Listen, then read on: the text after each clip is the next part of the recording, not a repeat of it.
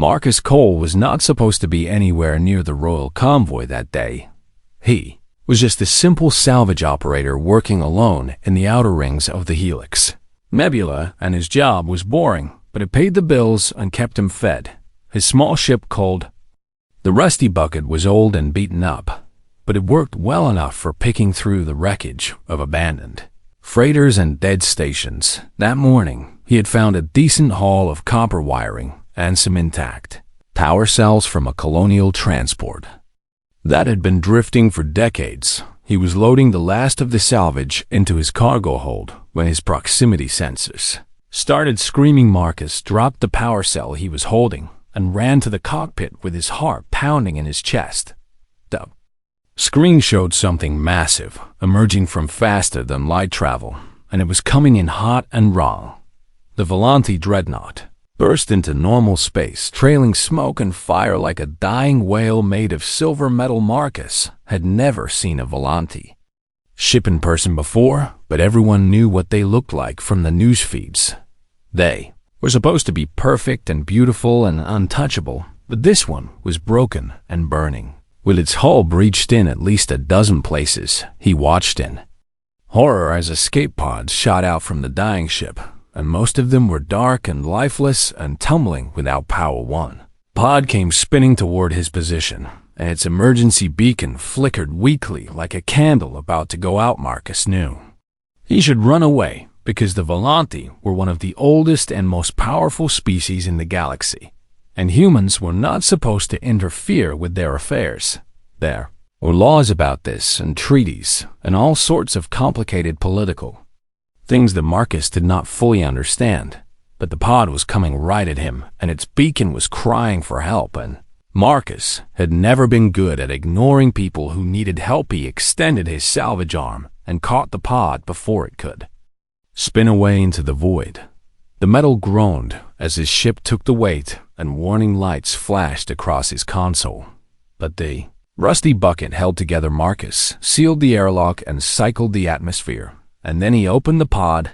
The smell hit him first, and it was strange and sweet like flowers mixed with copper and ozone inside. The pod he found chaos and death. 3 Volante attendants lay crumpled against the walls, with their necks broken from the impact and their blue skin already fading to gray. But in the center of the pod, on a medical pallet, lay someone different. She was young, or at least she looked young to his human eyes, and her skin glowed with a faint blue light that was dimming even as he watched silver hair spread across the pallet like spilled mercury, and her face was peaceful in a way that made his stomach twist. The monitors around her showed nothing but flat lines and symbols.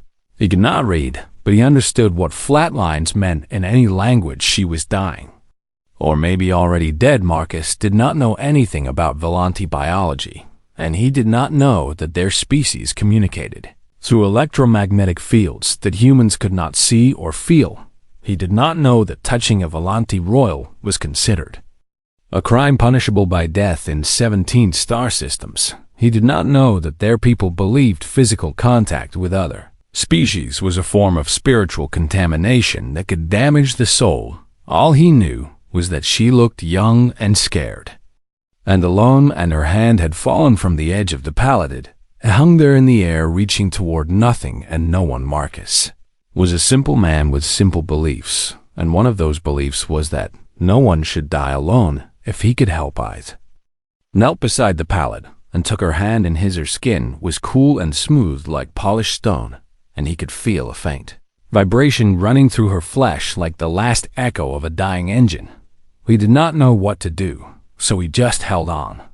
He thought about his mother who had died when he was 12, and how he had held her hand at the end. He thought about his crewmate Jenny, who had been spaced during a salvage accident 3 years ago, and how he had not been able to reach her in time. He thought about all the times he had been alone and afraid, and how much it would have meant to have someone there. So he sat with the dying alien princess and held her hand and refused to let her go. Something strange began to happen. The vibration in her skin grew stronger, and the fading blue light of her flesh began to pulse in a rhythm that matched his own heartbeat. Marcus felt a warmth spreading from his chest down through his arm and into their joined hands. It was not painful, but it was intense, like standing too close to a fire or holding your breath for too long. The flat lines on the monitors began to twitch. One of them spiked, and then another, and then all of them were jumping and dancing with activity. The princess gasped, and her eyes flew open, and they were silver like mirrors reflecting starlight. She stared at him with confusion and fear and wonder all mixed together. Marcus did not let go of her hand. "Hey," he said softly, because he did not know what else to say. "You are going to be okay." She did not understand his words because her translation matrix had been damaged in the crash, but she understood his tone. She understood the warmth flowing from his hand into hers. She understood that this strange, soft creature with the weird round ears had pulled her back from somewhere very far away. The princess tried to speak, but her voice came out as a croak, and Marcus quickly looked around for water. He found a container that looked like it might hold liquid and brought it to her lips. She drank slowly, and her strength seemed to return with every swallow. "Who?" she managed to say as her translator rebooted and began to work. "Who are you?" "My name is Marcus Cole," he said. "I am a salvage operator, and I found your escape pod." "You touched me," she said, and her voice carried a strange harmonic quality that made his ears ring. "I am sorry," Marcus said quickly. "I did not know I was not supposed to do that." "No," she said, and her silver eyes studied him with an intensity that made him want to look away. "You touched me, and I came back." "Back from where?" "From death," she whispered. "I was dead, and you brought me back." Marcus did not know what to say to that. He was just a salvage operator from Earth who had never done anything important in his entire life. He certainly had not meant to resurrect an alien princess, but as he looked into her silver eyes and felt the warmth still flowing between their joined hands, he realized that his life had just become very complicated. Outside in the void of space, the Volante rescue fleet was already on its way, and nothing would ever be the same again. The Volante rescue fleet arrived 6 hours later with weapons hot and shields at maximum. Power Chancellor Morvith Kethvari stood on the bridge of the flagship and prepared himself for grief. His daughter was dead. He had felt her death pulse ripple across the void 6 hours ago, and every Volante in the system had felt it too. When a royal died, their bioelectric field sent out one final burst of energy that could be detected across light years. It was how their people mourned, and it was how they knew with absolute certainty when someone was gone. Civilian was gone, his beautiful daughter with her mother's eyes and her grandmother's stubborn spirit was gone. All that remained was to recover her body and give her the proper rights. Chancellor was an old man who had seen much death in his long life, but nothing had prepared him for this. He had 3 children, and Civilian was the youngest, and she had always been his favorite. Even though he tried not to show it now, she was dead, because some terrorist faction had attacked the convoy, and the Chancellor would find them and make them pay. But first he had to see her one last time. The fleet surrounded the tiny salvage ship, and the Chancellor ordered his guards to board it. Expected to find his daughter's body cold and gray on a medical pallet. What he found instead made him question everything he thought he knew about the universe. A human male sat in the cramped medical bay, holding Civilian's hand, and Civilian was breathing. Not just breathing, but alive and awake and looking at her father with those silver eyes that should have been dark and empty. "Father," she said, and her voice was weak but real and present and impossible. The Chancellor froze in the doorway as his guards pushed past him with weapons raised. "Step away from the princess," the lead guard commanded. Marcus raised his free hand slowly, but he did not let go of Civilian's other hand. "I am not hurting her," he said carefully. "I found her escape pod, and she was dying, and I just held her hand, and then she woke up."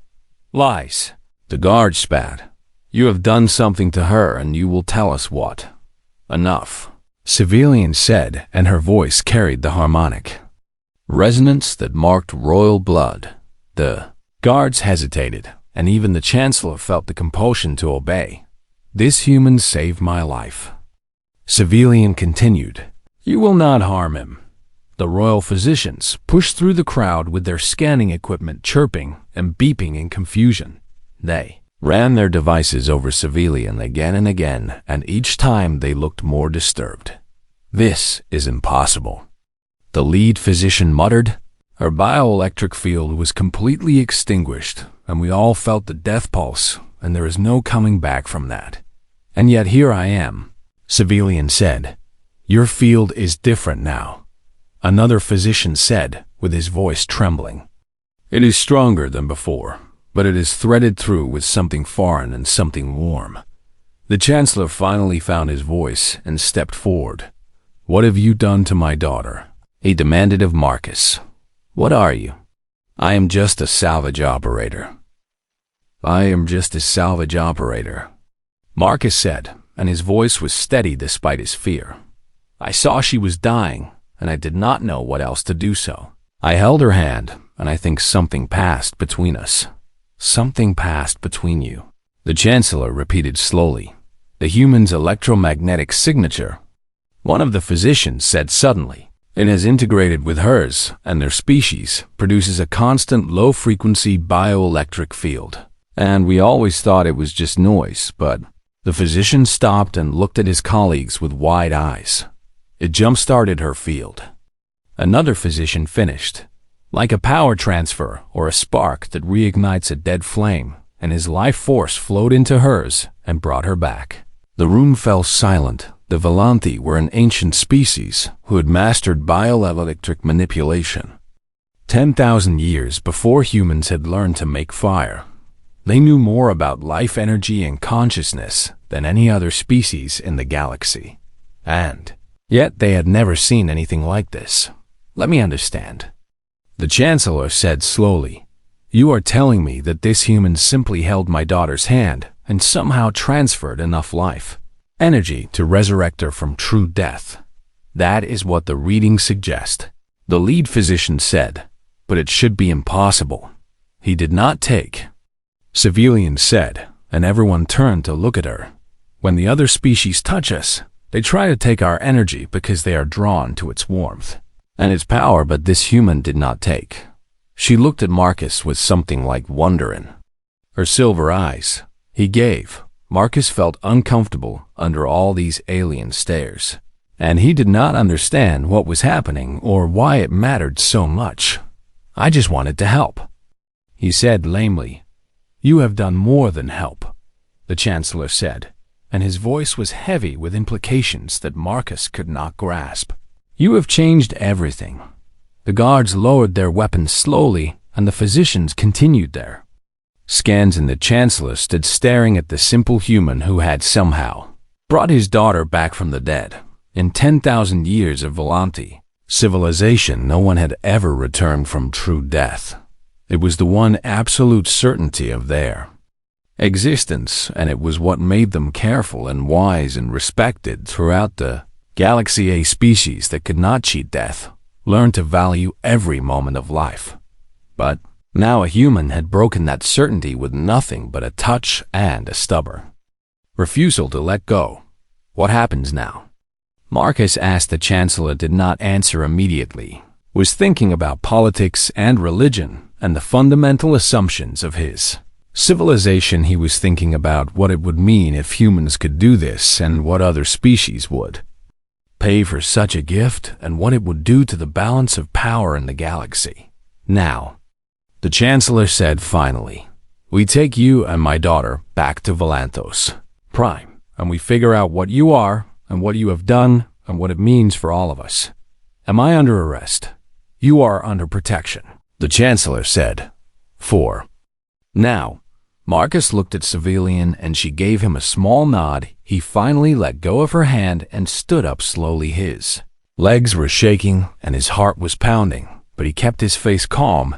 He was just a salvage operator from Earth who had never done anything important, but as he walked onto the Volante flagship surrounded by guards and physicians and one very confused Chancellor, he realized that his quiet, boring life was over. Whatever came next would be something entirely new. Word spread through the Galactic Confederacy like fire through dry grass. A human had resurrected a Volante royal from true death. Every news feed in 1,000 star systems carried the story, and every species in the galaxy had an opinion about what it meant. Some called it a miracle, and others called it a hoax, and others called it an abomination that violated the natural order of the universe. Marcus did not care about any of that. He was too busy being a prisoner. His quarters on Volantos Prime were technically luxurious, with soft beds and beautiful artwork and food that tasted like nothing he had ever eaten before. But the doors were locked, and guards stood outside, and he could not leave. It was a golden cage, but it was still a cage for 3 days. He sat alone and waited while the Volante Council debated his fate. He learned from the guards that there were two factions arguing about what to do with him.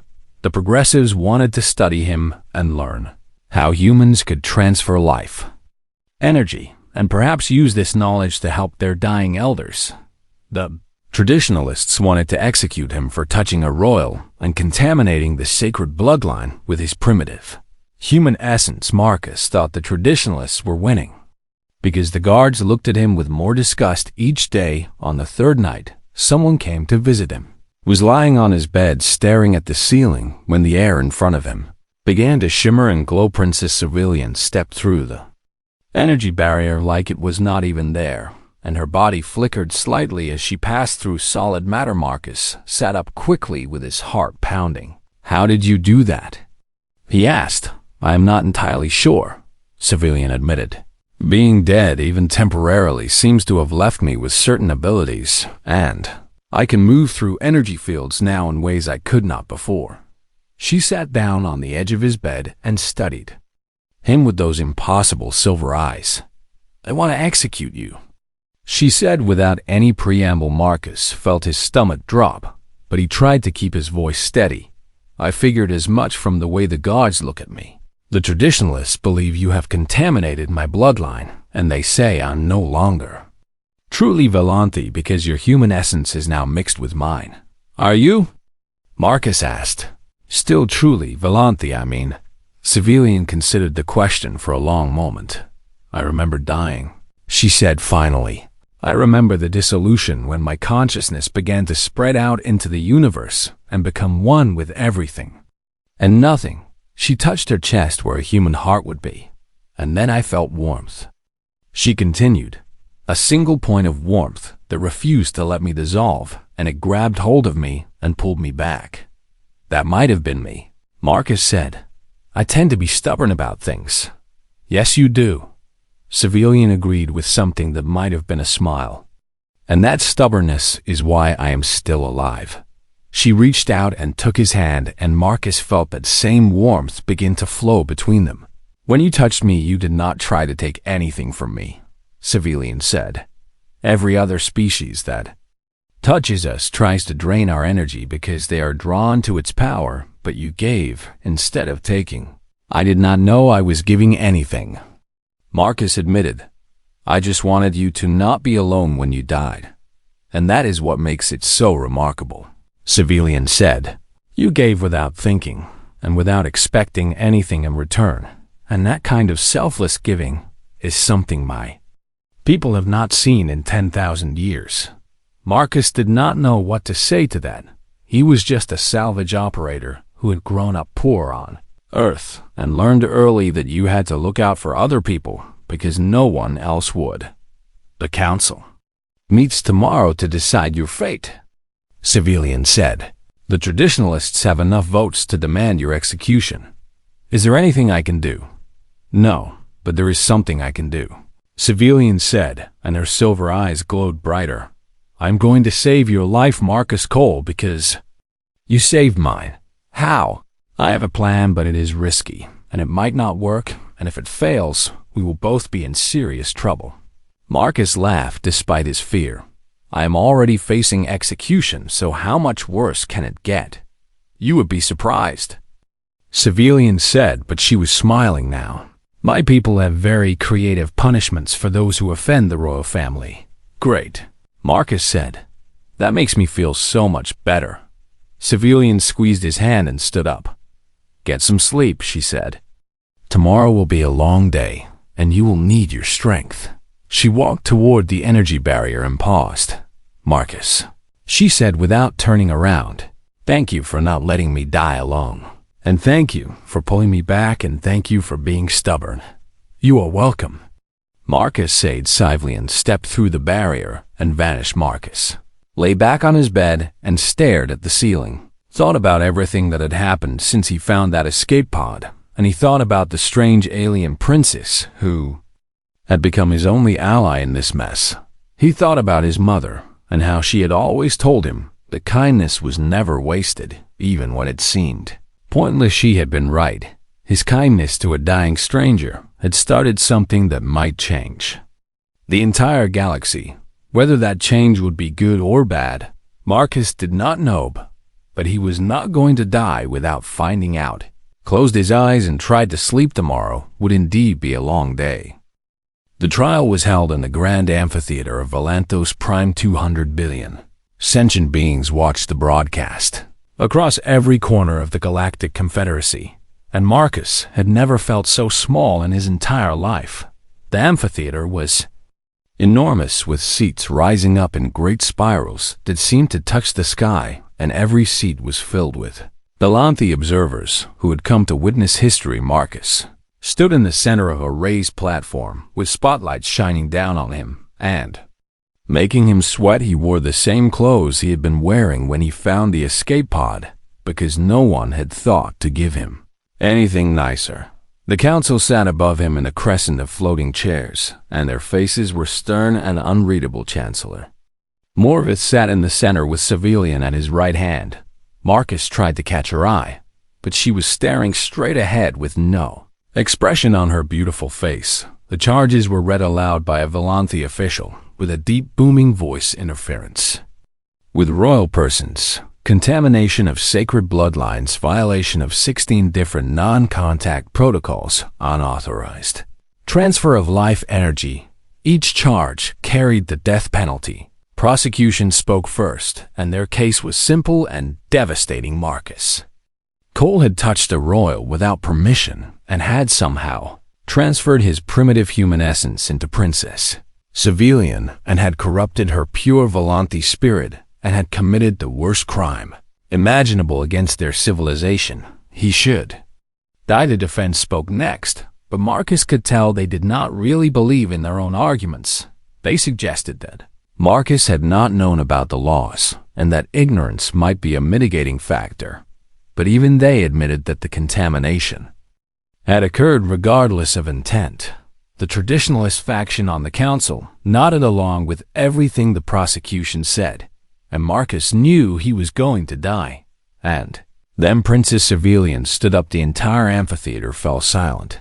I call for a demonstration, she said, and her voice carried to every corner of the vast space. A demonstration of what? The lead prosecutor demanded. You claim the human has corrupted me, Civilian said calmly. You claim his touch has made me less than Volante and has damaged my spirit beyond repair, but I propose we test this theory. She gestured, and attendants brought forward a hovering medical peloton. It lay an ancient Volante male with skin so gray it was almost white and eyes that stared at nothing. This is Lord Kesseth, Civilian announced. He is a council elder who has served our people for 300 years, and 2 days ago he collapsed from neural decay, and his bioelectric field has been failing ever since. A murmur ran through the crowd. Everyone knew Lord Kesseth, and everyone knew that neural decay was a death sentence. When Volante's field began to fail, there was no cure and no treatment and no hope. They simply faded away over days or weeks until they finally dissolved into the void. If human contact is truly contamination, Civilian continued, Then the human's touch should harm Lord Kesseth further and accelerate his decay and prove that humans are dangerous to our kind. She turned to look at Marcus, and for the first time he saw a flicker of emotion in her silver eyes. But if human contact is what I believe it to be, then perhaps Lord Kesseth will wake up just as I did. The amphitheater erupted in chaos council. Members shouted at each other, and the crowd roared with a mixture of outrage and excitement, and the prosecutors screamed that this was irregular and unprecedented. Chancellor Morvith raised his hand, and silence fell instantly. The princess has made a valid request, he said. We will proceed with the demonstration.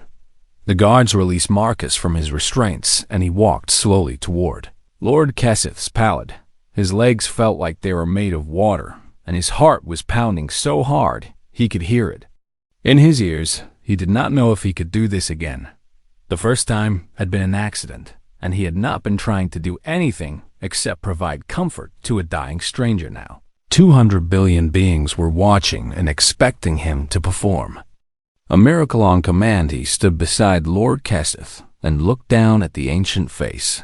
The old Volante's skin was paper thin and covered in fine lines, and his eyes were clouded and distant. It was so far gone that Marcus was not sure there was anything left. A soft civilian appeared at his side. Do not think about what they want, she whispered. Think about what you felt when you found me, and think about not wanting someone to die alone, and think about giving instead of taking. Marcus nodded and took a deep breath. He reached down and took Lord Kesseth's withered hand in his own. At first nothing happened. Crowd watched in tense silence, and the prosecutors smirked, and the traditionalists looked satisfied. Marcus closed his eyes and tried to remember what it had felt like in that tiny escape pod. He thought about his mother dying in that hospital bed on Earth. He thought about wanting so badly to give her some of his own strength and his own life so that she could stay a little longer. He thought about the warmth that had always lived inside him and the way he had always wanted to share it with people who were hurting. Something shifted. He felt the warmth begin to flow from his chest, down through his arm, and into their joined hands. It was stronger this time because he was paying attention, and he could feel exactly what was happening. His life force was reaching out to Lord Kesseth like a hand extended to someone drowning. Old Volante's field was almost gone, but not quite. There was still a tiny spark buried deep inside him, and Marcus grabbed that spark and refused to let it die. He poured warmth into it like oxygen into a flame. The monitors around the pallet began to spike. Lord Kesseth's gray skin flushed with color, and his clouded eyes cleared, and his withered hand gripped Marcus's. With sudden strength, the old Volante sat up and looked around with confusion and wonder. What? He croaked. What happened to me? The amphitheater exploded. Volante were screaming and crying, and some were dropping to their knees in shock. The prosecutors stared with their mouths hanging open. The traditionalists looked like someone had punched them in the stomach. Chancellor Morvith rose slowly from his chair with tears running down his silver cheeks. Impossible, someone whispered, but everyone had seen Ida Human had just brought another Volante back from the edge of Death Princess. Civilians stepped forward and addressed the crowd. This is what humans are, she said. They are not contamination, and they are not a threat, and they are a gift. She looked at Marcus with pride in her eyes. They have something we lost long ago, and something we forgot we ever needed, and they can give life. Instead of just taking it, the charges were dropped within the hour. The galaxy changed faster than anyone expected. Within a week of the demonstration, the formal charges against Marcus were not just dropped, but completely erased from the record. Within a month, the Volante Council had issued a formal apology to Earth and to all of humanity for centuries of dismissive treatment. Within a year, the entire power structure of the Galactic Confederacy had shifted in ways that no one could have predicted. But first, Marcus had a conversation with Chancellor Morvith that would stay with him for the rest of his life. 1 week after the trial, the Chancellor summoned Marcus to the royal chambers. The room was beautiful, with walls of living crystal that sang softly when the wind touched them and floors of polished stone that reflected the starlight streaming through the windows. Chancellor Morvith stood by one of those windows and stared out at the city of his ancestors. He looked older than he had at the trial and more tired, but there was something new in his eyes. It looked almost like hope. "Do you understand what you have done?" the Chancellor asked without turning around. "Honestly," Marcus said, "no, I do not." The Chancellor made a sound that might have been a laugh. "Humans have been part of the Confederacy for 200 years, he said. In that time your species has been considered minor and unimportant, and you were tolerated but never respected." He turned to face Marcus. "We called you primitive because you lacked our bioelectric abilities, and we called you violent because your history was full of wars, and we called you short-lived because your people only survive for a century at most. That all sounds accurate." Marcus admitted. "We were fools," the Chancellor said flatly. "We looked at your weaknesses and missed your greatest strength." "Which is what exactly?" The Chancellor walked closer to Marcus and studied him with those ancient silver eyes. "Your species evolved on a harsh world," he said. "A world of constant competition and limited resources and endless danger, and most species that evolve under such conditions become selfish and brutal, because that is what survival demands." "We can be pretty selfish and brutal," Marcus said. "Yes, but you also became something else." The Chancellor continued. "You developed the ability to share your life force with others and to literally give pieces of yourself to keep your tribe alive." He reached out and touched Marcus's chest right over his heart.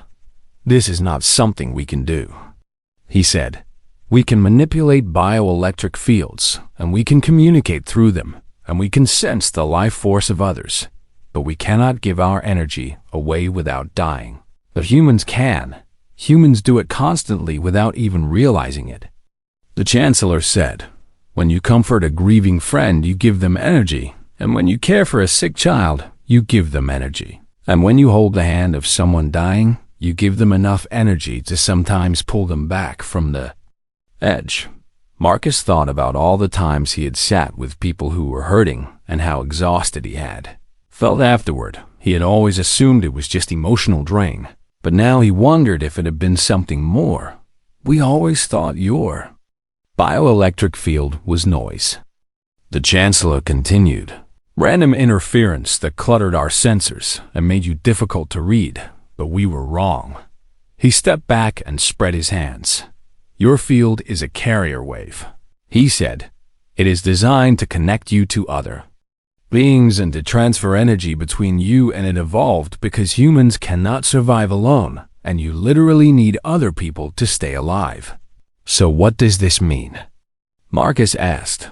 "It means that your species may hold the key to saving every elder race in the galaxy," the Chancellor said. He walked to a console and brought up a holographic display. It showed a graph with a line slowly declining over thousands of years.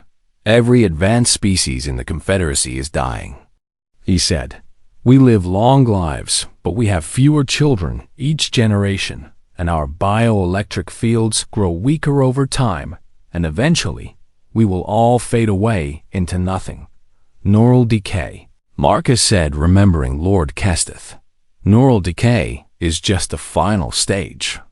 The Chancellor confirmed. "It is the symptom of a much larger problem, and we have been searching for a solution for 10,000 years without success." He turned off the display and looked at Marcus. "And then you walked onto a dying escape pod and held my daughter's hand, and everything changed." Marcus did not know what to say. He was just a salvage operator who had never finished school and had never done anything important. The idea that he might somehow be the key to saving entire civilizations was absurd. "I am just one person," he said finally. "I cannot save the whole galaxy." "No," the Chancellor agreed. "But you are not just one person, and there are 8 billion humans on Earth, alone, and trillions more scattered across your colonies, and if even a fraction of them can do what you did. He smiled, and it was the first genuine smile Marcus had ever seen on a Volante face. Then perhaps there is hope for all of us. 3 months later, the first human medical corps ships departed for the far reaches of Confederacy. Space they carried doctors and nurses and ordinary people who had been trained in what the Volante called therapeutic touch. The training was simple because humans had been doing it instinctively for their entire history. You held someone's hand, and you cared about them, and you gave instead of taking. That was all within a decade. Human healers had become the most sought-after medical professionals in known space. They could not cure everything, but they could buy time, and they could ease pain.